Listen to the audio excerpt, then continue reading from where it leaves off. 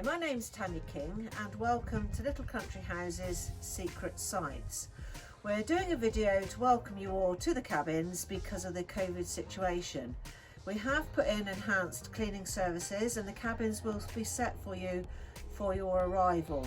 So I'm going to go through a look around and show you how everything works so that you won't be stuck when you get here. So as we come outside of the cabin, all of your wood is stored underneath. You will find kindling and lighters inside the cabin in a red firebox. That should be enough for your stay. However, if you do run short, just give us a quick call and we'll get some more brought up and it will be stacked up for you. So at the back of the cabin, you will find the heater for the hot tub. It has a vent on the front that can be opened, and you would need this open when you're lighting fires. It can be closed to control the fire as the water is heating. Inside we will have set the fire for you and these should be lit upon arrival. However, if you look at how we've set it, you will see that there's quite a wide grate. We've put 2 logs in the bottom and then we've put some fire lighters on top of those logs. These are the little white blocks and they're inside. You only need a couple of those. Then you use some kindling, which are the small pieces of wood on top of that, and then another small log on top. We do supply gauntlets for you to use when you're touching the fires and adding wood, because they do get very hot, so please do use them at all times. We don't want you to burn yourselves. So I'm going to get this fire lit.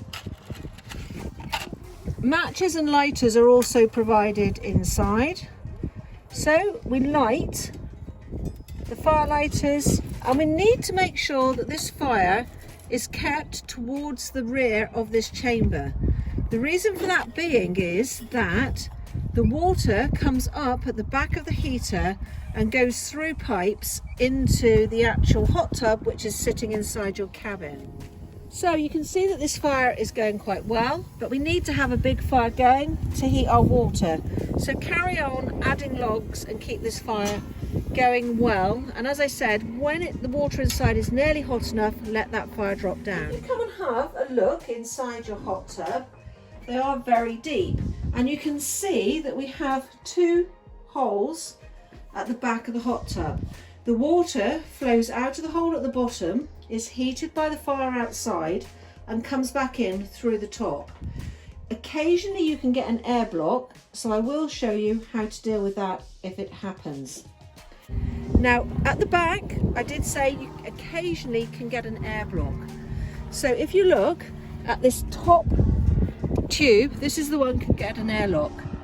You do need to wear the gauntlets when you're doing this. But if the hot water does not appear to be coming outside of the hole inside, come out and just give this pipe a few squeezes and you will get all the air out of it. So as you can see, I'm adding yet more wood to the fire. The principle is, the more wood that you burn and the quicker that you burn it, the quicker you will heat the water. But obviously you don't want to boil the water. So if we have a look again, you probably could get maybe 1 or 2 logs inside that fire as well, but I definitely wouldn't go any bigger than that. When adding wood to your hot tub, you need to do that about every 30 minutes. And if you plan on going out, you really need to think about how you're going to manage the hot tub. Because if you go out and leave them for a couple of hours, they will be out by the time you get back and you will need to relight them. So just bear that in mind when you're planning your evening. When the hot tub is heating, the easiest way to get the temperature to the right temperature for yourself is to actually do that by hand. Now, hot water rises in the same way that hot air rises. So what that means is that you actually have to stir this water regularly as it's heating, because you'll look inside, it'll be steaming and the top will feel hot, but it will be very, very cold in the bottom. So you have a paddle. So every time that you add wood to the fire outside, you will come in and you will stir the water into the bottom and around the hot tub to make sure that the water is dispersed evenly throughout. So coming inside, all of your cooking and heating is done by the wood-fired burner. So to light it, we have an air vent on the front. When the air vent is to the right, it is open, and that gives the fire a lot of air, and that's where we need it to start the fire. As this fire starts going, you'll push that over to the left and you can tighten this knob, and you will do that when you go to bed. You don't need to put this fire out by putting water on it, you just close the air off. To set a fire, we have one log, a larger log either side. We have a couple of pieces of our fire lighters in the middle, and then you only need 4 or 5 pieces of kindling, which are the small pieces of wood. We light the fire lighters. When the kindling has caught and is burning, find a smaller piece of wood and add that through the middle. After about 10 minutes that should have caught, and then you can add wood of any other size to the fire. Now, as mentioned, this is going to be where you cook as well. So there are 2 ways to cook on the fire. The first way is actually in the fire cavity itself. So if you pull out the rack from underneath, you will see there is a griddle tray. The griddle tray fits into the right hand side of the fire, and when this has gone down to embers, you can swing it in over the embers and cook. It works a little bit like a barbecue, absolutely amazing for steaks, but if you're vegetarian, halloumi is a really, really good option and something fun to try. The thing that you must be careful of is try not to put something like sausages in. If they are very fatty, it will cause the fire to flame up. So the second way to cook on the fires is using the oven on the top. These do get extremely hot, and we have in them a rack. This rack needs to be left in because the stones get so hot. You will find in the cupboards trays and foil which you can use, and you will bake and roast etc. using the trays.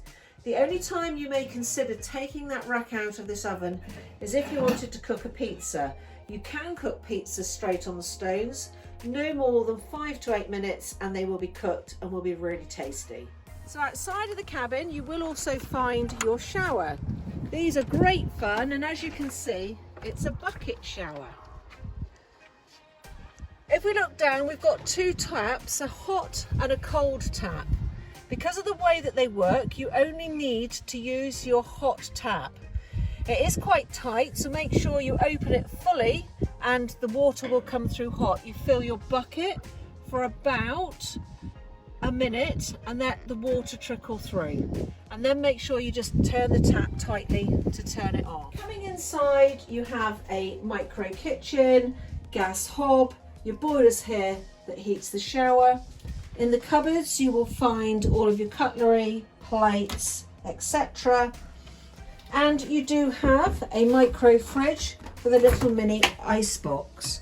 So there's your fridge with a little ice box, and it's even got some ice in it ready for those people. On the covered deck, behind the saloon doors, you will find your own flush toilet. The only thing to bear in mind with these is that when you are off site and not on the campsite, the cabins are run off tanks and solar power. So therefore you will need to just use the flush only when it's absolutely necessary, or you will fill the tank too quickly. When these cabins are in their secret site locations, you have to remember that we are running off grid. So all of your electric is going to come from solar power. That means that you cannot use the 240 volt socket that's located inside the door. You will be able to use, however, the 12 volt sockets and USB socket that is here on the deck. To charge phones, you'll find in the top of the lights there are USB charger sockets, and there is one of those each side of your bed. So at the end of the bed you have these most amazing bifold doors. So when you're closing them, just remember to pull them by the square handle, pull them tight and push the lever down, which will lock them. The doors also have blinds inside the actual glass. So you will find sliders which you can run up and down to open and close the blinds. And just by holding them top and bottom, you can adjust to see in or out. So because the cabins have been built to be road legal, so we can take them to secret site locations, they are quite small and storage is quite limited. We do, however, have a big space underneath your bed where you will also find a couple of waterproof cushions that you can pull out and throw on the deck and sit and look at the amazing views. So I hope that's given you an overview of Little Country House's secret sites. We do hope you have a fantastic stay with us. If you do have any problems, just give us a call and all of the contact information will be in the folders for you.